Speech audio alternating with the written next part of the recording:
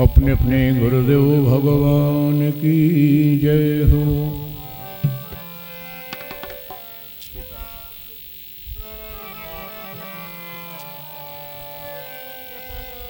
बोलिए वृंदावन बिहारी लाल की जय जय श्री राधे श्याम। बैठो है सभी लोग।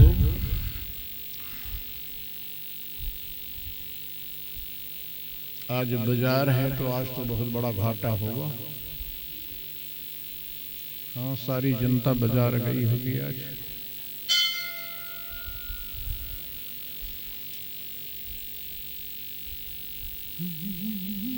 सीताराम बेटा, जय श्री सीताराम जी।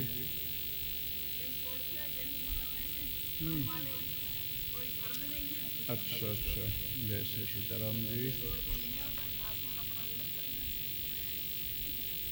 सीताराम, जय श्री सीताराम जी। जय जय श्री सीताराम। अरे सारे लोग आए। सीताराम।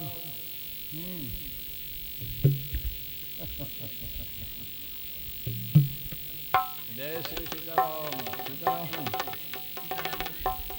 सीताराम सीताराम सीताराम। जय श्री सीताराम जी।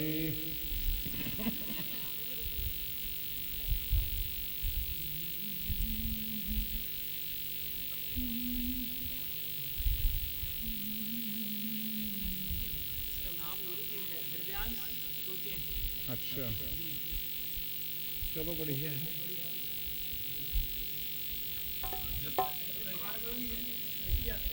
वो भी अच्छा है।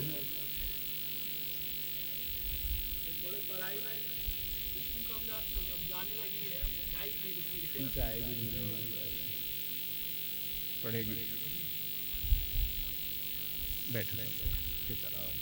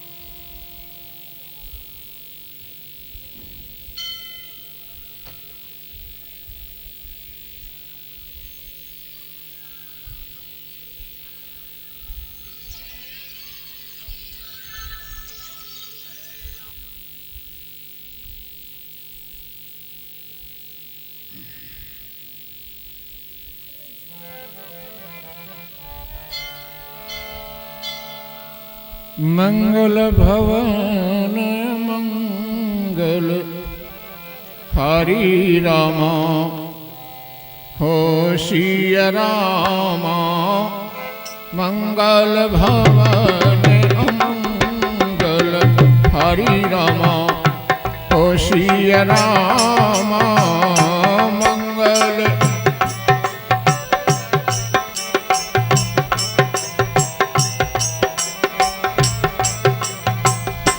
मंगल भवन अमंगल हारी। मंगल भवन मंगल हारी। देबहु दशरथ जी हे बिहारी रामा हो सिया रामा। देबहु दशरथ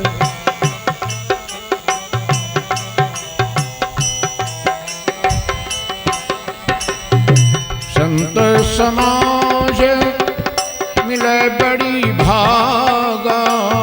संत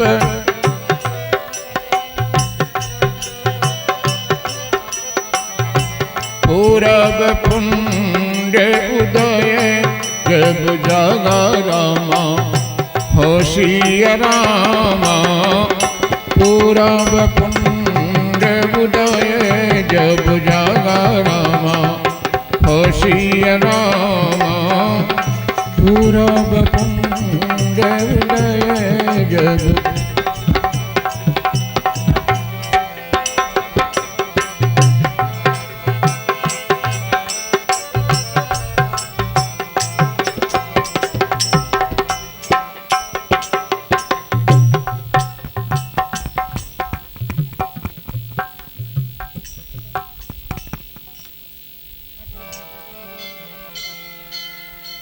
बोली सच्चिदानंद भगवान की जय हो।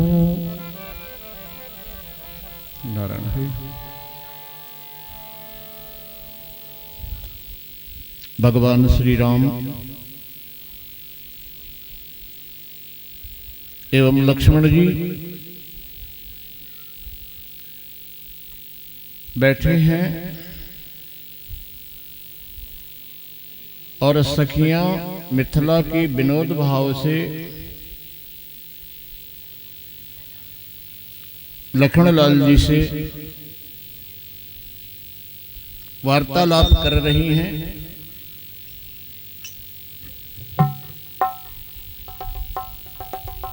लक्ष्मण जी कहने लगे,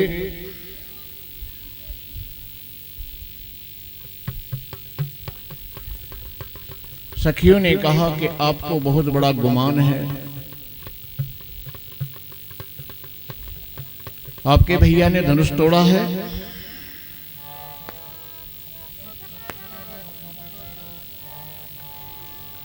लेकिन ऐसा है नहीं।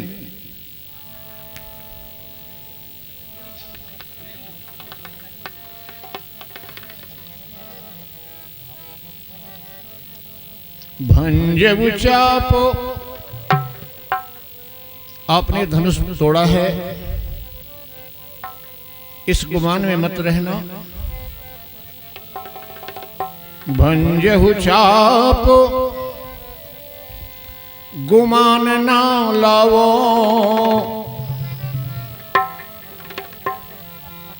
सिय की कृपा है भाग्य मनाओ।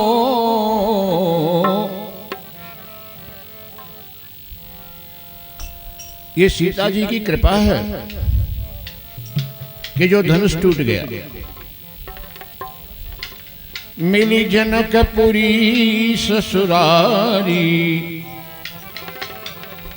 हाँ मिली जनकपुरी ससुरारी, गारी मिथिला की धरी ध्यान सुनो धनुधारी। गारी मिथिला की धरी ध्यान सुनो धनुधारी। गारी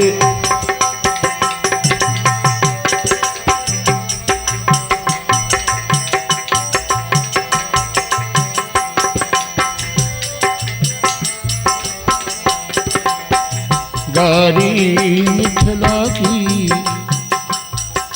लक्ष्मण जी ने कहा,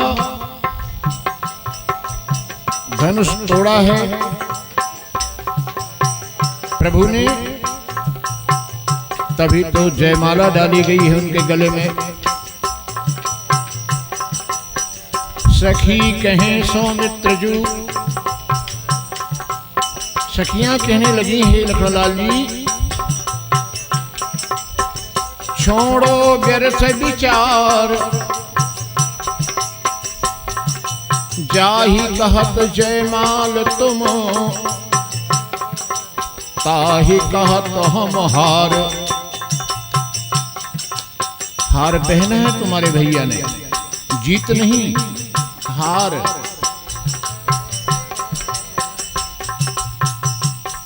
लक्ष्मण जी कहने लगे, हार नहीं जयमाला पहनी है। बोले जो जयमाला पहनता है, सखियों ने कहा कि जो जयमाला पहनता है उसका सर ऊंचा होता है। तुम्हारे भैया ने मस्तक झुकाया है, मस्तक झुकाने का मतलब है हार मान लेना।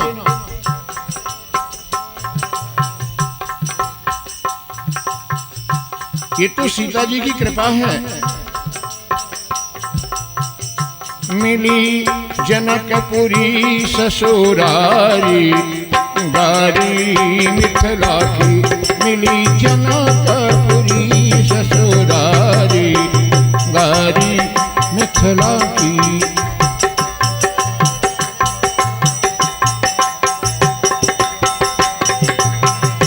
मिली जनकपुरी ससुरारी, गारी मिथिला की।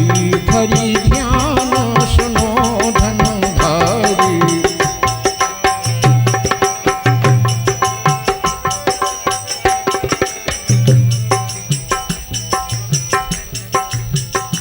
लक्ष्मण जी शांत हो गए। सखियों ने सोचा कहीं इन्हें बुरा न लग जाए, कहने लगे, हाथ जोड़े, क्षमाहु चूको, अगर हमसे गलती हो गई हो तो हमें क्षमा कर देना। क्षमाहु चूक राजेश जुयाते, सारी देत गारी देत हाँ सिया जू के नाते। गारी देत हम सिया जू के नाते। तुम्हारी हम सरहज सारी, तुम्हारी हम सरहज सारी। गारी मिथिला की, तुम्हारी हम सरहज सारी। धरि ध्यान सुनो धनुधारी, गारी मिथिला की। धरि ध्यान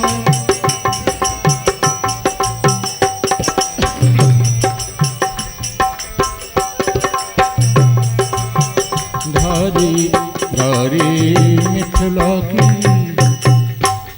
महाराज जनक जी ने बहुत दायज दिया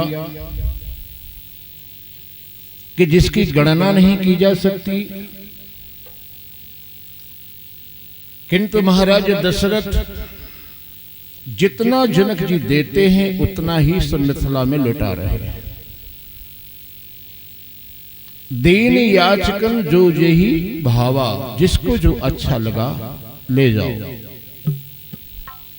ओबरा सो जनवासे आवा, अगर बच गया तो वो जनवासे पहुंचा दिया गया। इसीलिए श्री रामचरितमानस में कहा गया है कि सम समधि देखे हम आजू। आज समधि बराबर के मिले हैं। एक दान कर रहा है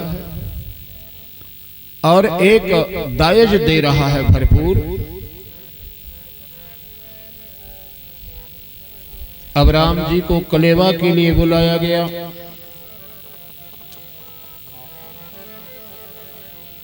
चारों भाई कलेवा के लिए जाते हैं। गलियन गलियन घोड़ा नाचत, गलियन गलियन घोड़ा नाचत। बाजत ढोल नगारे के हाँ जी, बाजत ढोल नगारे। गलियन गलियन घोड़ा नाचत, गलियन गलियन बाजत ढोल नगारे। हाँ जी, बाजत ढोल नगारे।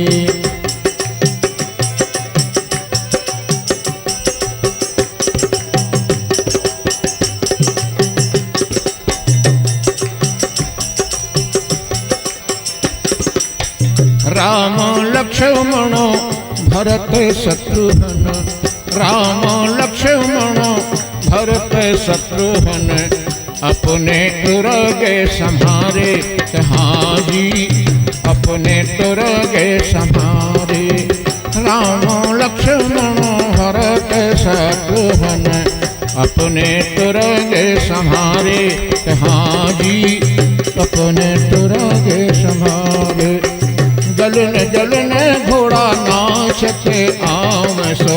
गलन गलन घोड़ा नाचत आम सो बाजत ढोल नगारे।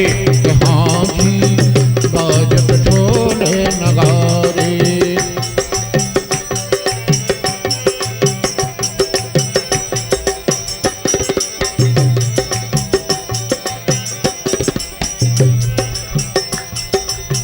मिथिला अवध के प्यारे लाला, मिथिला अवध के प्यारे लाला सो करन कलेवा पधारे।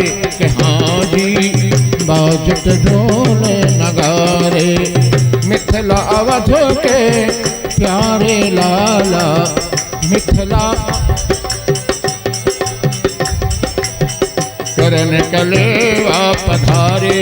के हाँ जी करन कलेवा पधारे। के हाँ जी। चारों भाई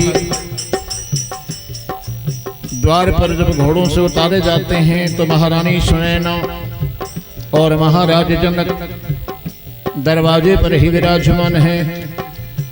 रानी सुनैना जी आरती उतारे, रानी सुनैना जी आरती उतारे सो रुचि रुचि चरण पखारे। हाँ जी रुचि रुचि चरण पखारे। रानी सुनैना जी आरती उतारे। रानी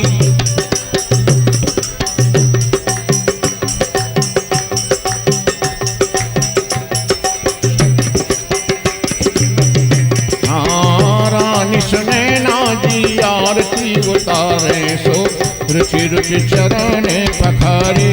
हाँ जी चरण पखारे। गलन गलन घोड़ा नाचत आवे सो, गलन गलन घोड़ा नाचत आवे सो बाजत ढोल नगारे। हाँ जी बाजत ढोल नगारे। गलन गलन घोड़ा नाचत आवे सो बाजत ढोल नगारे। हाँ जी बाजत ढोल नगारे। चारों भाइयों को राजमहल के अंदर ले जाते हैं। विविध प्रकार के पकवानों से एवं व्यंजनों से भरे स्वर्ण थाल चारों राजकुमारों के सामने रखे गए, किंतु राम जी भोजन नहीं कर रहे। सखियों ने पूछा कि आप आज भोजन क्यों नहीं कर रहे? राम जी ने कहा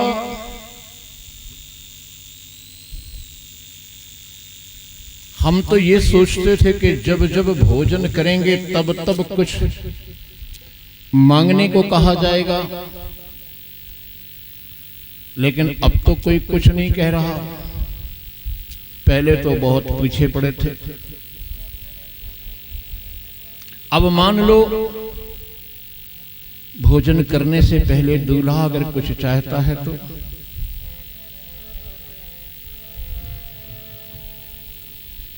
सखियों ने कहा ठीक है, बोलिए क्या इच्छा है आपकी? राम जी ने कहा भोजन हम आज एक शर्त पर करेंगे,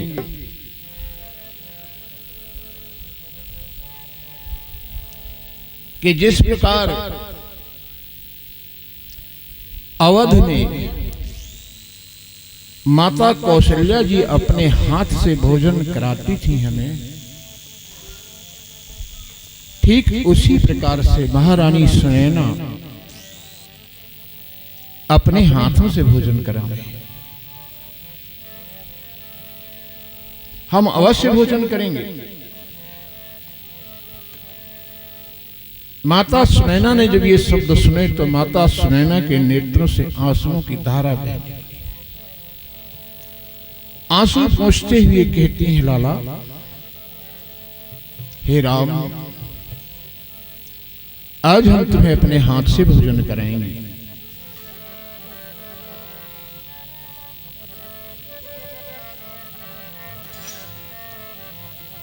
मां सुनैना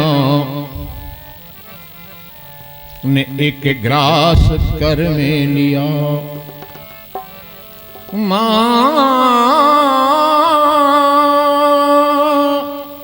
भगवान माता की ओर देख रहे हैं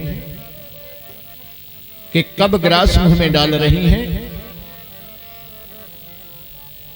मां सुनैना ने एक ग्रास कर में लिया। राम जी को वो भोजन कराने लगी। मां सुनैना ने एक ग्रास कर में लिया।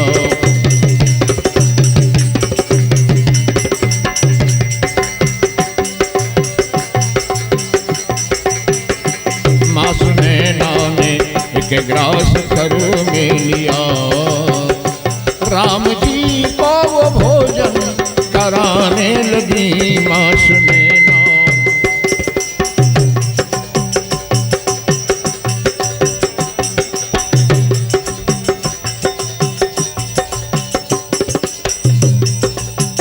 दाहिने हाथ से भोजन करा रही हैं।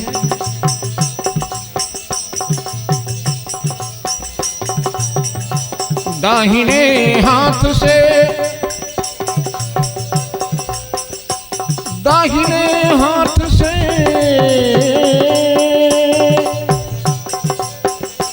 वो कराती है भोजन। वो कराती है भोजन। बाएं कर से वो पंखा डुलाने लगी। सुनैना ने निज ग्रास ले। माता सुनैना ने कर ग्रास ले। राम जी को वो भोजन कराने लगी। मां सुनैना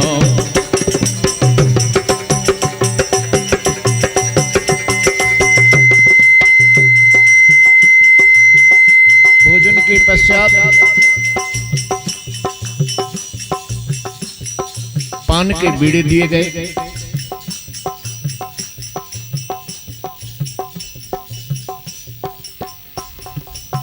महारानी कलावती ने कहा, लाल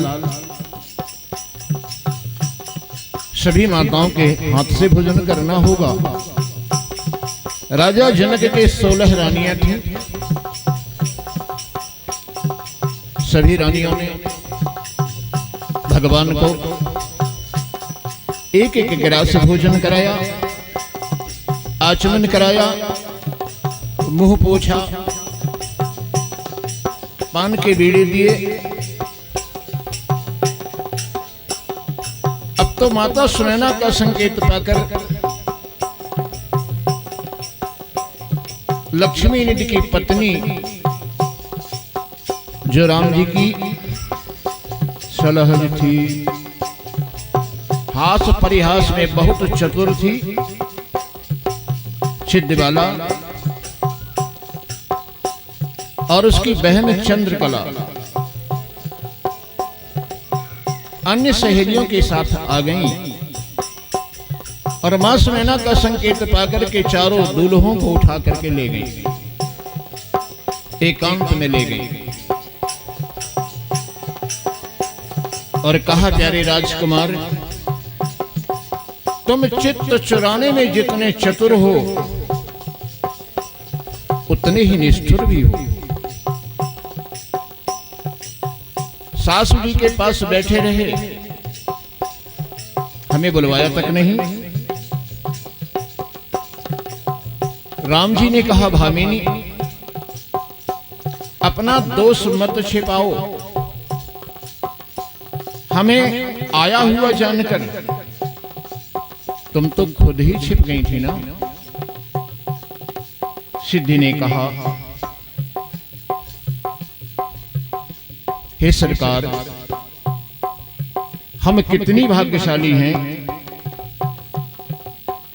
जो कि आप जैसे महान नंदोई हमें मिले।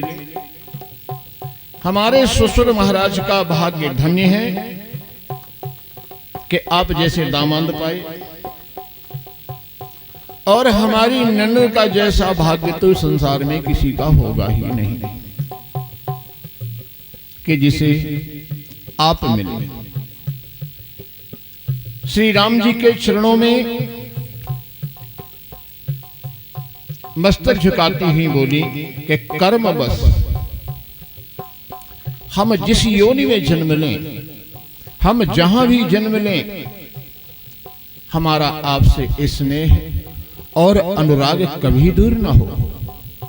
भगवान ने कहा आप जैसा कहती हैं ऐसा ही होगा। और इस विवाह की एक विशेष बात, जहां विवाह हुआ, जिनका हुआ, जिन्होंने कराया, देखिए उनकी समता सम समधि देखे हम आज। राम जी के गुरु विश्वामित्र जी हैं और सीता जी के गुरु सतानंद जी। श्री राम जी का जब विवाह हुआ तो उस समय की अनुकूलता देखिए। बारात कहां से आई? अवधपुरी से। अवधपुरी कितने अक्षर हैं? 5।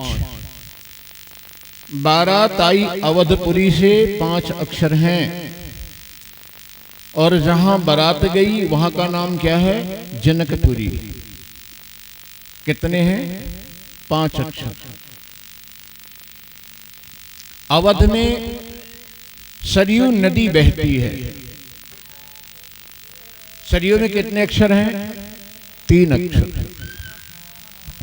और मिथिला में कमला नदी बहती है। कितने अक्षर हैं? 3 अक्षर। और दूल्हा राम 2 अक्षर, सीता 2 अक्षर, लक्ष्मण 3.5 अक्षर, उर्मिला 3.5 अक्षर, समधि अवधेश 4 अक्षर, समधि मिथिलेश 4 अक्षर। मिथिला में भाषा मैथिल 3 अक्षर, अवध में भाषा अवधि 3 अक्षर।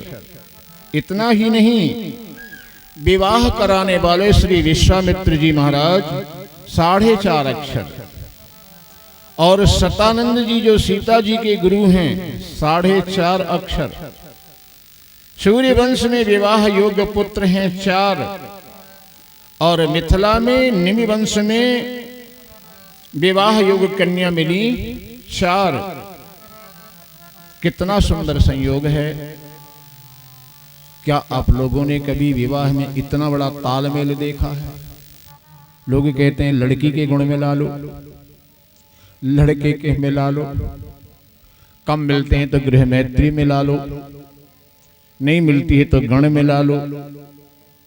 इसी चक्कर में पड़े रहते हैं। यहां तो सब कुछ मिल रहा है। गांव से लगा के, समधि से लगा के, समधन से लगा के, गुरु से लगा के, सब कुछ मिल रहा है। विश्वामित्र जी तथा सतानंद जी महाराज ने अब जनक जी को बुलाया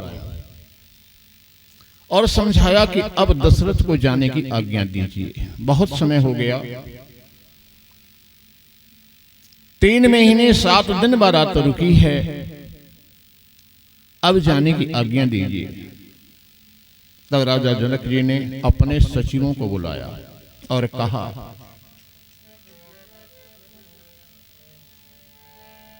कि अवधनाथ चाहत चलन तो भीतर करहु जना। राजमहल में ये सूचना पहुंचा दो कि महाराज श्री दशरथ जी विदाई मांग रहे हैं। भय प्रेम बस सचिव सुनी विप्र सभा सदरा। पूर्वासी सुनी चली ही बराता